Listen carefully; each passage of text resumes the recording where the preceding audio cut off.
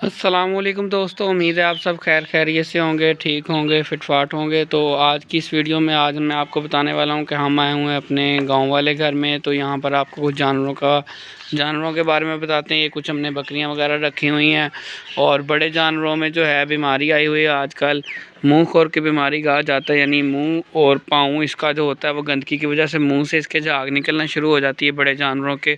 और ये हमारे इर्द गिर्द जितने भी यहाँ डेरे हैं, साइडों पर भी हैं, इधर इस साइड पर भी हैं कुछ डेरे, वहाँ सब पर ये बीमारी आई हुई है, मुंह खुर की बीमारी।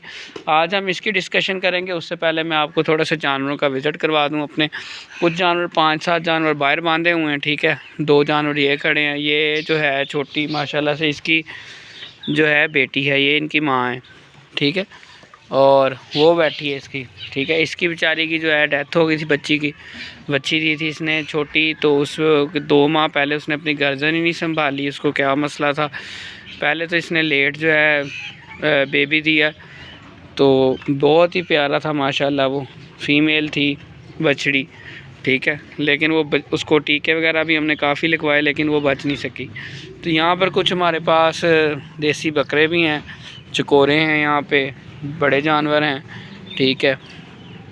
ये चकोरें आपको दिखा दें, ये गर्मियों में अंडे देती हैं। इनका कोई हमने खुड्डा वगैरह नहीं बनाया, यहाँ दरख्तों पे ही सोती हैं ये।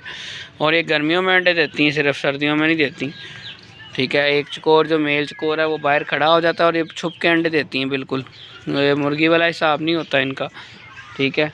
और ये कुछ देसी, ये क्वालिटी चेक करें माशाल्लाह से इस बकरे की। ये इंशाल्लाह इस ईद पर जो है हम सेल करेंगे।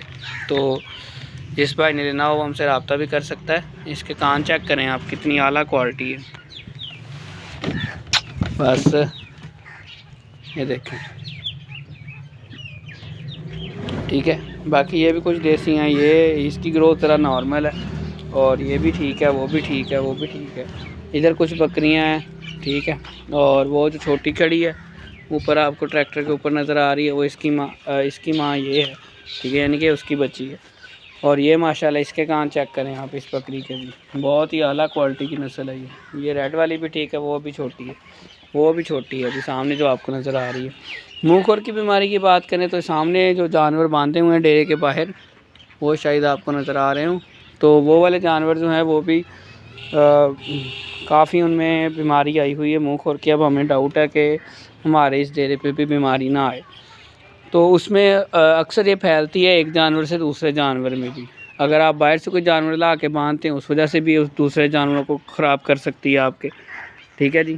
तो उसके अलावा गोबर, ठीक है, गोबर ज़्यादा पड़ा रहे तो इनके खुर के अंदर फंगल इन्फेक्शन हो जाता है, फंगस हो जाती है और ये पाँव नीचे लगाना छोड़ देते हैं, पाँव उठाते हैं बार बार। ये इसकी निशानी कि हमें पता कैसे चलेगा कि मुंह खुर की जो है बीमारी इनको है।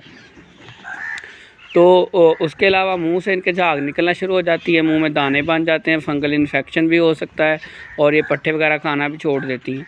इसका सही टाइम पर ट्रीटमेंट किया जाए तो बेहतर है, लेकिन अगर आप थोड़ा लेट हो जाएं तो काफ़ी आपको नुकसान भी उठाना पड़ सकता है। तो ये इसकी निशानियाँ थी मुंह खुर बीमारी की। और ये वायरल डिजीज़ है जो कि फैलती है एक जानवर से दूसरे जानवर को। मेरे जानने वाली हैं, उन्होंने ला के एक बकरा ला के बांधा है, तो उसके बाद उनकी 3 कीमती किस्म की गाय जो हैं उनकी डेथ हो गई। वो एक गाय उन्होंने 3.5 लाख की ली थी, इसी तरह बाकी भी अच्छी खासी कीमती थी। उन्होंने बीमारी का इलाज के लिए इंजेक्शन वगैरह भी लगाए। तो इसकी एहतियात, इसकी वैक्सीन पहले ही कर लें तो बेहतर है।